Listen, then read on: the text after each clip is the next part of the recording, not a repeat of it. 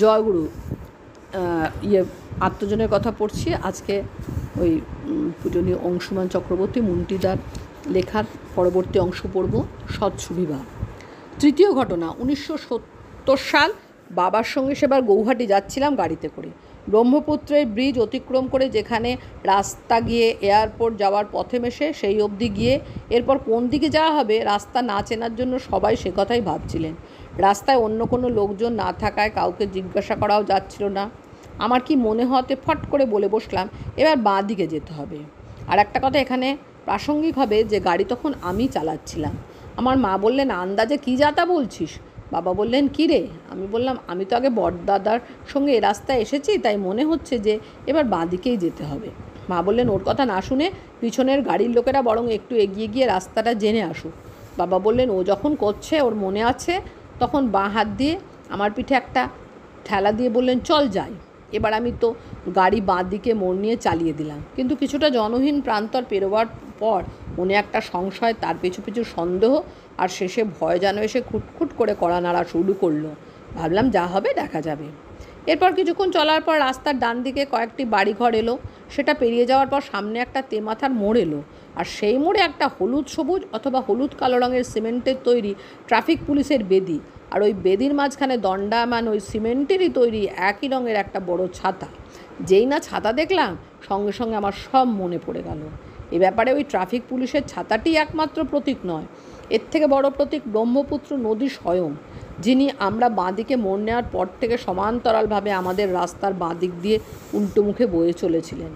দ্বিতীয় প্রতীক পুলিশের ওই ছাতাটি যেন আমার মনকে সাক্ষী দিল, ঠিক চলেছিস। এরপর আমি কিছু দূর গিয়ে রেল লাইনের উপরে ব্রিজ অতিক্রম করে আশ্রমে গিয়ে পৌঁছালাম। তারপর তো সবাই খুব খুশি হলেন, কিন্তু বাবা এত খুশি হয়েছিলেন যে ওই সামান্য ঘটনাটি উনি 1987 সাল অবধি অনেককে বলতেন। সঙ্গে সঙ্গে এও বলতেন, ও তখন কত ছোট, 15 বছরও বয়স হয়নি, অথচ ঠিক রাস্তা চিনে আমাদের আশ্রমে নিয়ে গেল। এই সামান্য ঘটনাটাকে আমার অসামান্য সাফল্য হিসেবে আমার জ্ঞাতে অজ্ঞাতে বারবার বলার পেছনে শুধুই কি পিতৃস্নেহ ছিল? আর কি কিছু ছিল না? কী ছিল সেটা দেখবার আগে গৌহাটি পৌঁছে আরও একটা ঘটনা এর প্রায় আধ ঘন্টার মধ্যে আমার সঙ্গে ঘটেছিল, এই ফাঁকে সেটাও বলে নিই। গৌহাটি আশ্রমে পৌঁছানোর পর বাবা তার নির্দিষ্ট ঘরে চৌকিতে এসে সবে বসেছেন। আমি আমার ব্যাগ নিয়ে আমার নির্দিষ্ট ঘরে যাচ্ছিলাম বাবার সামনে দিয়ে। বাবা বললেন, মোহনকে গিয়ে কগা, গাড়িগুলেন ধুয়ে তারপর যেন চান করবে যায়। আমি শটান মোহনদার কাছে গিয়ে বাবা যা বললেন ওনাকে বললাম। মোহনদা বললেন, গাড়ি আমার ধোয়া প্রায় হয়েই গেছে। অসিতের কাছে ডজ ডাট গাড়ির চাবি আছে, ও বাথরুম থেকে বেরোলে এ গাড়ির ভেতরটাও সাফ করে দেবো। আমি আবার ফিরে এসে বাবাকে এই কথাগুলো জানালাম। এর উত্তরে বাবা বললেন, মোহনের সঙ্গে সঙ্গে তুইও গাড়ি ধোয়া মোছা করলি না ক্যা? গাড়ি চড়া যায় আর ধোয়া মোছা করা যায় না? ঠাকুরের নাতি, বড়দার ছেলে, যা ওকে গিয়ে সাহায্য করগা। আমি অনেক ছোট ছিলাম, কিছুই বুঝতাম না।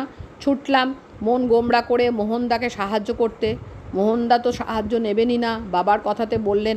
তারপর গাড়ি মুছতে আজ আজ ভাবি আমার একই দিনে হর্ষ বিষাদ যষ্টি মিষ্টি দুই হয়েছিল। পাঠক বন্ধু, এবার দেখুন এই দুটি ঘটনার পেছনে কিভাবে স্বয়ং পরম দয়াল শ্রী ঠাকুর এসে দাঁড়িয়েছিলেন। অনুশ্রুতি প্রথম গণ্ড, সন্তানচর্যা, বাণী সংখ্যা 7। সৎকেহালে সাধুবাদে নিয়ন্ত্রণে বাড়াস রোগ, অসৎ হলে রকম দেখে দিশ ঘুরিয়ে ছেলের ঝোঁক। অনুশ্রুতি প্রথম খণ্ড, সন্তানচর্যা, বাণী সংখ্যা 36। খারাপ কিছু করতে গেলে বুঝিয়ে বলিস করতে নেই, না করবে যেই দেশ বাহবা, উন্নয়নের এইটি খেই। ঠাকুরের নাতি, বড়দার ছেলে, এই কথা বলে আরও একবার তিরস্কার করেছিলেন, বা আজ বলবো তিরস্কৃত হবার সৌভাগ্য আমার হয়েছিল। সেই ঘটনা উল্লেখের আগে উল্লেখ করব একটা ছোট্ট মিষ্টি স্নেহল মন্তব্যের ঘটনা, যা আমি পুরস্কার স্বরূপ আজও রেখে দিয়েছিলাম আমার মনে নিভৃত নিকেতনে। চতুর্থ ঘটনাটি হলো, মনমোহিনী ধামের ঘূর্ণায়ন মঞ্চে সাধক রামপ্রসাদ যাত্রাপালার মহলা চলছে, অবশ্যই বাবার সামনে। সালটা 1973 কি 74 হবে। বাবা তার নির্দিষ্ট চৌকিতে বসে আছেন। আমি ওই পালায় সিরাজউদ্দৌলার চরিত্রে অভিনয় করতাম। তা সেদিন হলো কি, সবাই জমিদার দুর্গাচরণ মিত্রের চরিত্রে শ্রীকণ্ঠ মাইতিদা, মোহনলাল চরিত্রে অরুণ গাঙ্গুলিদা এবং সর্বোপরি সাধক রামপ্রসাদের ভূমিকায় জগৎজ্যোতি রায় চট্টোপাধ্যায়দা ওই দৃশ্যের মহলায় এত ভালো অভিনয় ও গান করলেন যে আমি আমার ভাব ধরে রাখতে না পেরে প্রয়োজনের অত্যন্ত অধিক কেঁদে ফেললাম।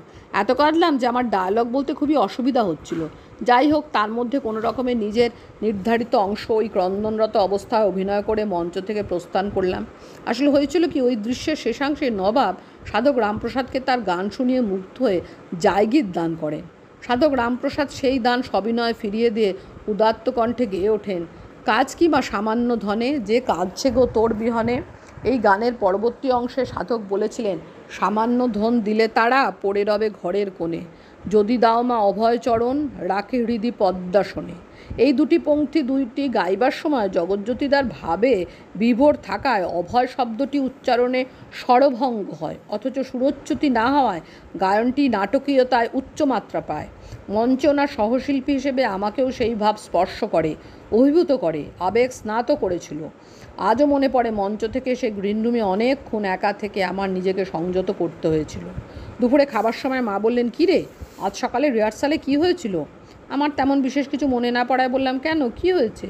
মা বললেন, না, তোর বাবা আজ ওখান থেকে এসে বলছিল ছেলেটা আজ সবাইকে একেবারে কাঁদায় দিচ্ছে। আমিও কাঁদায় ফেলাইছি। পিতার প্রশংসাপূর্ণ আনন্দাশ্রু ছেলের কাছে মহাপুরস্কার তো বটেই, বরং আরও কিছু, অনেক কিছু। সেটা কি? অনুশ্রুতি প্রথম খণ্ডে সন্তানচর্যা অধ্যায়ের পূর্বোল্লিখিত বাণী দুটি 7 এবং 36 আবার পড়লে সব পরিষ্কার হয়ে যাবে। এই প্রসঙ্গে আরও দুটি কথা বলি। हर बात मुँह से कहना जरूरी तो नहीं, कभी कभी नमो आँखें सजल नेत्र भी बहुत कुछ कह दिया करते हैं। जय गुरु बंदे पुरुषोत्तम।